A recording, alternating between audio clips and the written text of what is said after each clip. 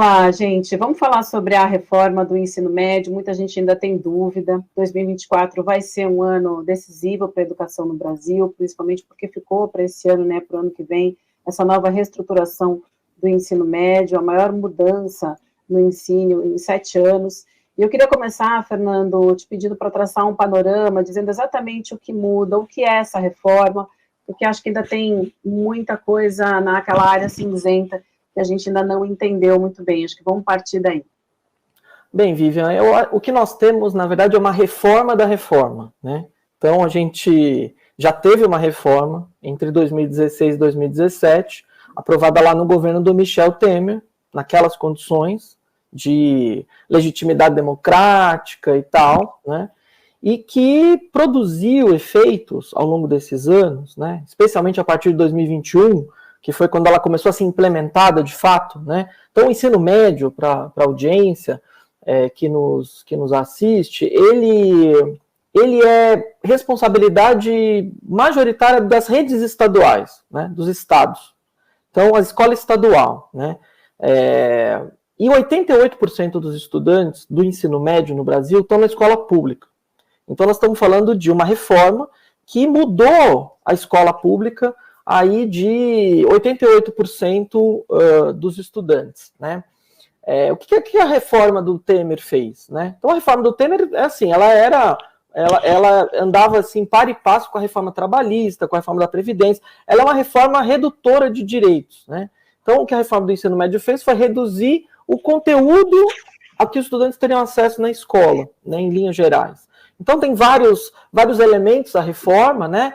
Então, expansão de carga horária, que se dá majoritariamente à distância para o estudante pobre, retirada de conteúdo, com a criação do que eles chamam de itinerários formativos, né?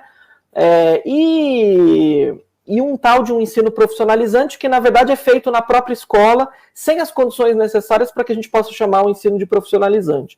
Então, essa é a reforma original. Essa reforma chegou até 2023 produzindo tragédia, né? Então, tem pesquisa, tem manifestação de estudante, tudo, né? Tudo aponta para o fato óbvio, na época, que já era óbvio, de que essa reforma produziria aprofundamento de desigualdades escolares e educacionais. Isso aconteceu, e aí o governo Lula foi, na verdade, pressionado por um vasto campo educacional de sindicatos, de estudantes, de associações científicas, a se debruçar e a pensar o que fazer com essa reforma. E é nesse pé em que nós estamos. Nós temos uma reforma da reforma. Então, o que aconteceu? O Ministério da Educação fez uma consulta pública, essa consulta pública foi respondida por muita gente, o Ministério produziu uma minuta, um protótipo ali do projeto de lei.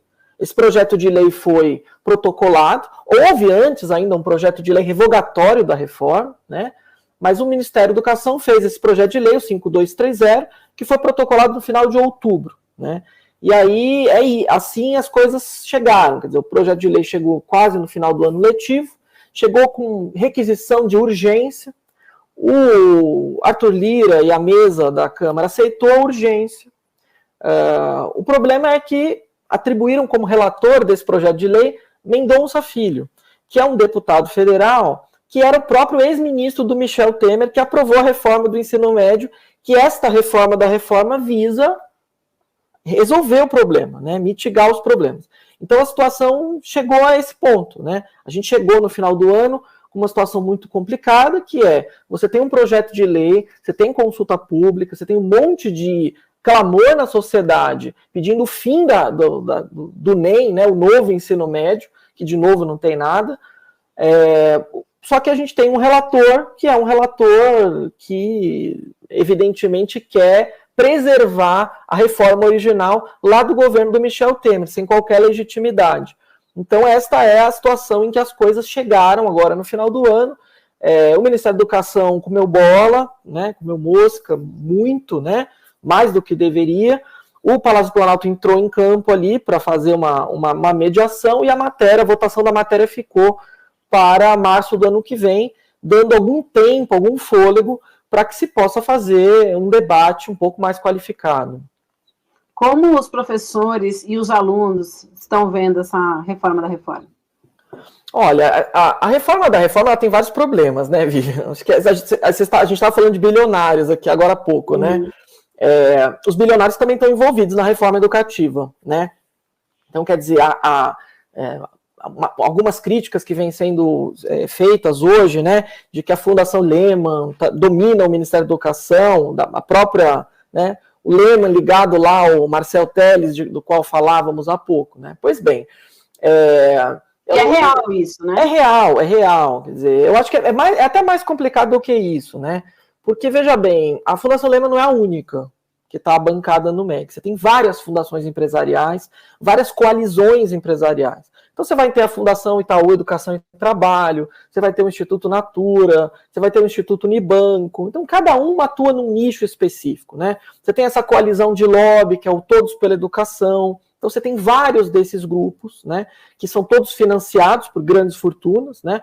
A própria Fundação Lehman financia vários desses atores, desses institutos e tudo mais, e eles, digamos assim, indicaram vários diretores, vários altos cargos do Ministério da Educação, e o próprio ministro da Educação e a sua secretária executiva são bastante alinhados a essas agendas, né?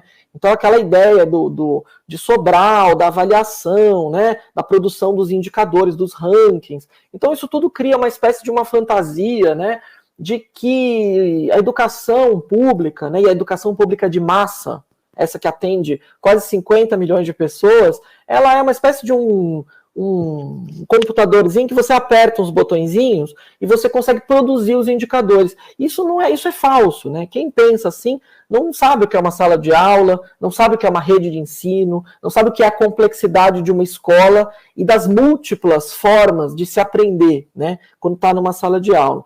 Então, no fim das contas, quer dizer, o Ministério da Educação, por conta dessa, digamos, ali, situação em que o ministro fica equilibrando pratos, né? Então ele equilibra pratos com a fundação empresarial, equilibra pratos com o sindicato, equilibra pratos com o movimento social, mas no fim das contas acaba preferindo as agendas mais tecnocráticas das fundações e que são agendas que não funcionam, que deram errado.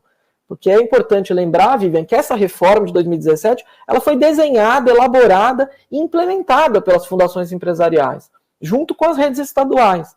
Então a gente tem dados que vão mostrar, por exemplo, que determinados institutos vinculados à Lehman, vinculados a outras fundações, estavam em parceria com as 27 secretarias estaduais de educação de São Paulo implementando a reforma.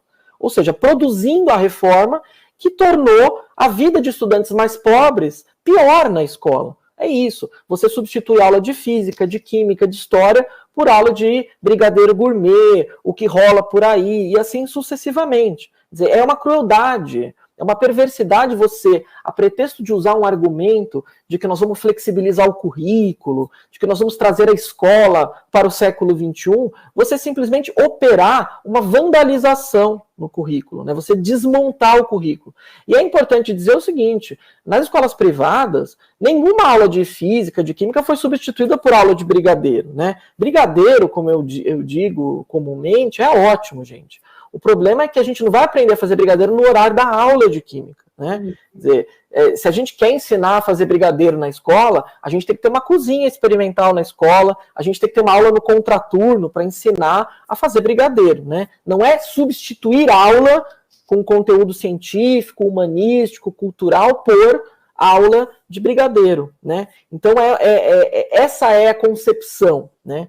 E o Ministério da Educação, nesse movimento de, digamos assim, agradar uns e outros, criou um projeto de lei que tem problemas, né, Vivian? Tem problemas.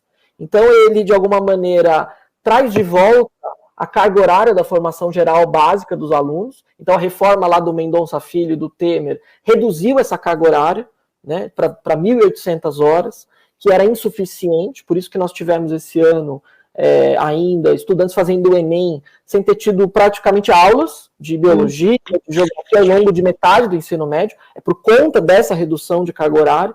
Então o Ministério da Educação entendeu, né, a demanda popular, entendeu as análises que foram feitas por pesquisadores, ele inclui esse rol de pessoas que analisaram isso, e propôs aí a ampliação dessa carga horária, porque é o mínimo, né?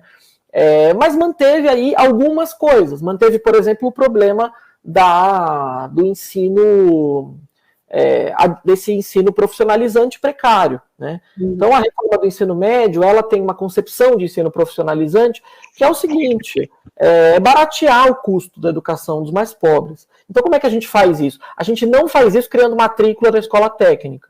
Então, a reforma do ensino médio não prevê a ampliação dos institutos federais, ela não prevê a ampliação das escolas técnicas estaduais, dos estados que têm. Ela prevê o seguinte, que os estudantes podem, dentro da escola, abrir mão de uma parte do seu ensino médio para fazer um cursinho técnico ali, que vai ser feito não por um professor de escola técnica, mas por um profissional contratado aí via parceria público-privada. Essa é a coisa, né? E tem outras coisas, por exemplo, o próprio PL do MEC tem aí um dispositivo que permite que os estudantes possam contabilizar como carga horária de escola horas de trabalho. Ou seja, a gente está falando de estímulo ao trabalho juvenil, substituindo horas de aula na escola, né?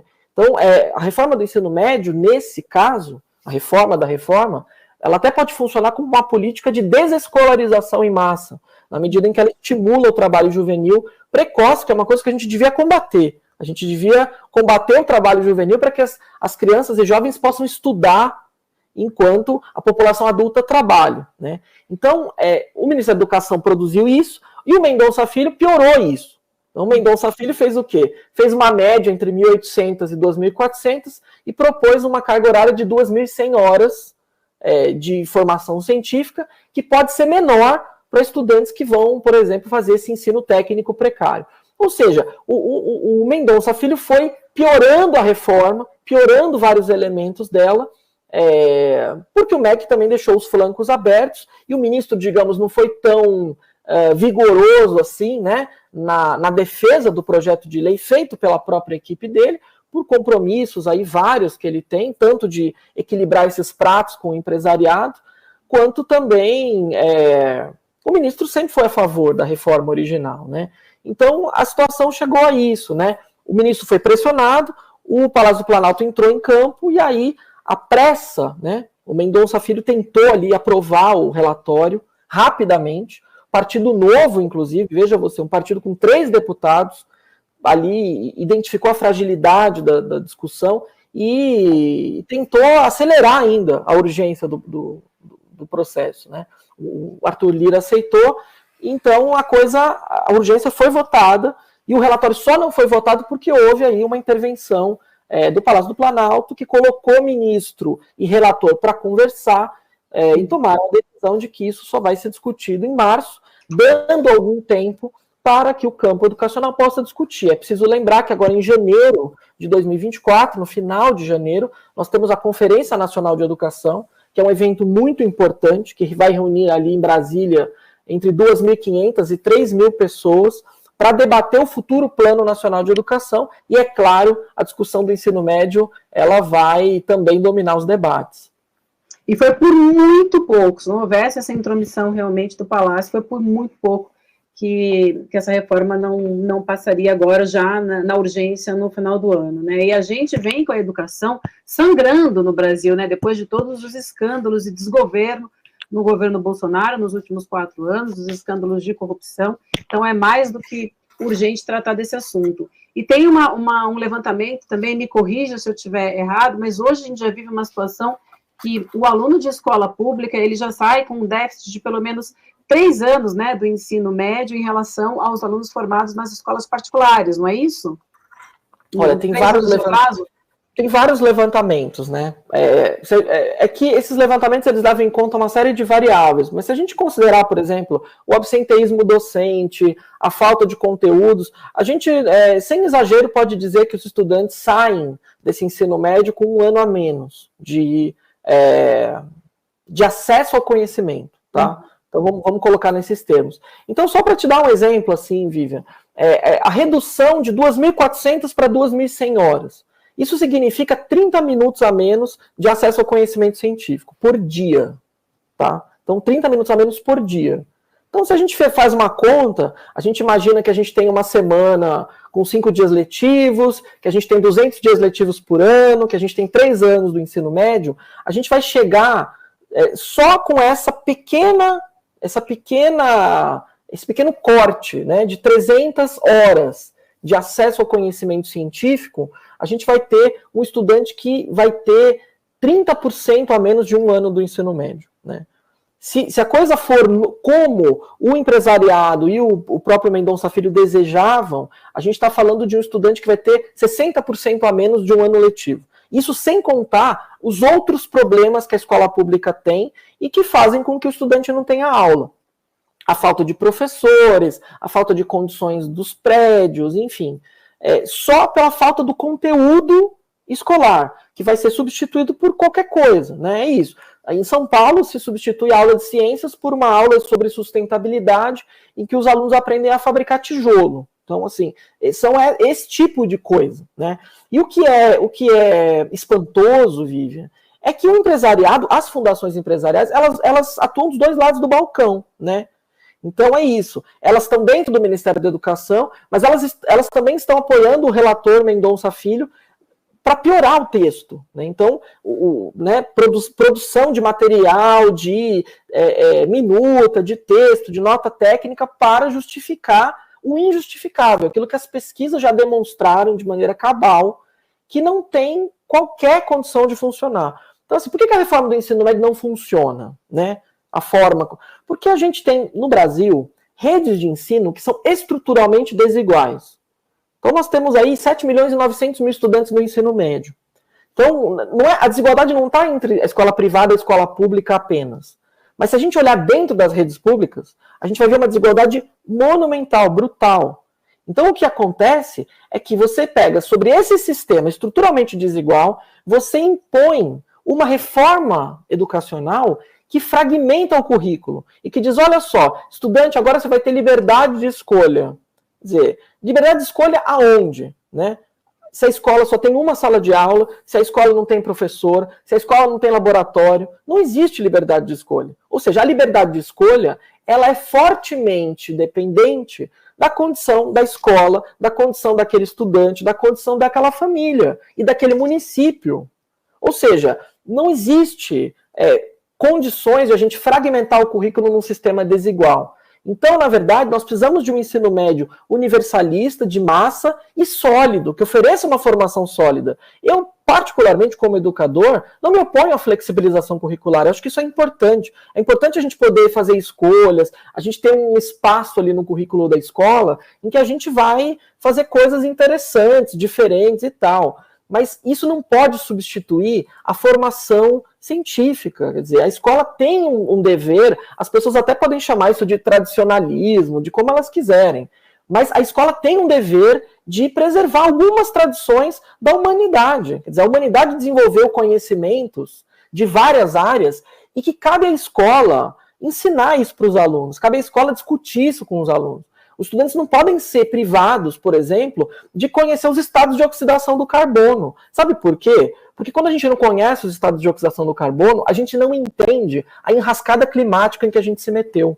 A gente vai achar que é fácil pegar dióxido de carbono e reduzir de volta combustível fóssil. Aquilo que a natureza leva milhões de anos para fazer. Então, assim, esse tipo de coisa, esse tipo de repertório científico, humanístico, que a escola tem que dar, né? A gente não quer eleger outro Bolsonaro, a gente quer pessoas que tenham um pensamento crítico, a gente quer uma sociedade mais solidária, mais justa, em que as pessoas tenham um conhecimento mais complexo, a ponto, por exemplo, de identificar, olha, o que um bilionário, né, como Jorge Paulo Lemann, qual o interesse de um bilionário de atuar na política educacional que vai modificar a formação dos 88% mais pobres do país. Qual a função, né, dessa pessoa? Os filhos do Jorge Paulo Lemann estudam na escola pública brasileira? Provavelmente não, né? Ele nem mora no Brasil. Mas é isso, quer dizer, a gente precisa olhar isso com esse olhar, gente. Porque senão a gente vai aceitar uma reforma educacional e aceitar um tipo de discurso que vai dizer, olha, nós temos um novo ensino médio. Então, a escolha desse adjetivo é muito interessante, né? Porque é igual Partido Novo, né, gente? Você chama de novo e parece que você institui ali alguma coisa inovadora, alguma coisa que tem ali a primazia da modernidade. E não é verdade. A gente tem um novo ensino médio que piorou o ensino médio dos estudantes mais pobres. Então essa é a discussão em que nós nos encontramos. Nós temos um empresariado que atua dentro do MEC e que atua fora do MEC. Então, se vocês tiverem a curiosidade de ler o editorial do Estadão, por exemplo, da semana passada, eles estão atacando o ministro Camilo Santana. É interessante ver isso, porque até ontem eles estavam lá dentro do Ministério da Educação, estão ali, né, criando todas as condições para o ministro Camilo Santana e, né, exatamente de acordo com as posições do empresariado de reduzir o currículo dos estudantes mais pobres. Mas isso não acontece, porque o Camilo Santana é ministro do Brasil, né? Então o Camilo Santana não deve satisfação às fundações, ele deve satisfação ao povo brasileiro, ele deve satisfação aos estudantes do Brasil, ele deve satisfação às universidades do Brasil, ele deve satisfação às mães e pais de estudantes do Brasil, né? Então é isso, eles não entendem, né, porque eles estão acostumados e eles são muito autoritários, eles usam um discurso democrático, mas eles são autoritários. Eles trabalham sempre com pauta máxima, e a pauta máxima do empresariado é a educação mínima para pobre, né? Então é isso, eles não conseguiram isso, né? Isso foi postergado para março, e eles já começaram a atacar o ministro da Educação imediatamente, de um dia para o outro, enquanto trabalham junto com um relator que estava piorando as propostas do ministro e que estava ali tripudiando, inclusive, sobre a consulta pública. Mendonça Filho é um sujeito que foi ministro do Michel Temer, que aprovou uma reforma educativa via medida provisória. Esse é o histórico, né, de serviços prestados por Mendonça Filho à educação brasileira, né? Então, o empresariado está junto com o Mendonça Filho, a Fundação Lehman, a mesma Fundação Lehman que está no MEC, está com o Centrão, transformando a política educacional em objeto de troca no Congresso. E aí, Vivian, é o seguinte, a questão toda o governo falhou, né? Falhou porque demorou até perceber que o pedido de urgência, ele só ia ajudar o empresariado a tratorar o debate público, como eles tentaram fazer. Então o governo de última hora veio, percebeu o problema, tentou corrigir ali, conseguiu de alguma forma, mas a situação em que nós estamos é essa. E me parece, aí é uma análise minha, o governo não priorizou a reforma do ensino médio. A reforma do ensino médio não era um assunto de alta prioridade, tinha reforma tributária, tinha outras coisas que estavam em jogo, inclusive objeto de negociação com o Centrão, usando emendas parlamentares. Mas veja bem, o ensino médio, gente, assim, tem muitas políticas no Ministério da Educação, né? Então, quando a gente faz uma crítica ao governo Lula, vem logo gente defender e dizer, olha, mas tem isso, tem aquilo. Gente, a política de ensino médio ela é estrutural, ela é central no Ministério, porque a política do ensino médio ela diz o que os estudantes vão estudar na última etapa da educação básica. Ela influencia na estrutura do mercado de trabalho, ela influencia na estrutura da sociedade, né, nos estratos sociais. Então, ela não é uma reforma qualquer. Não é simplesmente a construção de uma escola, não, ela é muito mais séria, muito mais importante. Então ela precisa estar na fila de prioridades do governo.